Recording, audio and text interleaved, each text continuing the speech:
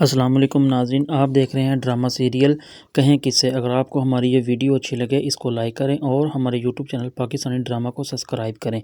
इरफान जो होता है वो अलीना के शौहर से कहता है कि मुझे पता है कि वो अंबर यही चाहती है कि हम लोगों की जितनी भी पोजीशन है वो अम्मी के सामने ख़राब हो, लेकिन मैं ये चाहता हूँ कि इस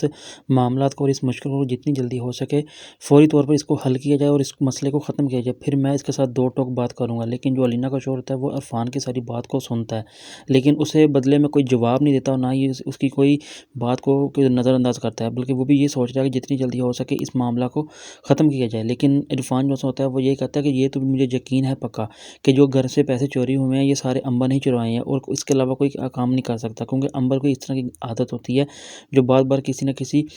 काम की वजह से कोई ना कोई गलती करती है, लेकिन ये पैसे भी उसी ने चुराए और ये उसी की गलती है और ये मैं बिल्कुल दावे से कह सकता हूँ। लेकिन जो अंबर होती है वो उमैर की माँ से और इन फरवा से यही कहती है कि मेरी बात सुनो, मैं अगर चाहूँ तो तुम लोगों को इस घर से धक्के देके निकाल सकती हूँ। लेकिन जो फरवा होती है वो यही कहती है कि तुम मेरी बात सुनो। पहली तो बात ये है कि ये घर मेरा है और आई समझ, और दूसरी बात आप किस हैसियत से मुझे इस घर से निकालें, क्योंकि ये घर जो है मेरे खर्चे से चलता है। इसलिए इस घर के जितने भी खर्चे हैं, जितने भी बिल्स हैं, उमैर का खर्चा सब मैं अपने ही खर्च से उठाती हूँ। इसलिए आपको इस तरह की बात करने की कोई ज़रूरत नहीं। तो पहली तो बात ये है कि अगर इस घर से जाएगी तो सिर्फ़ आप ही जाएँगी, मैं नहीं। लेकिन फरवा ये बात जब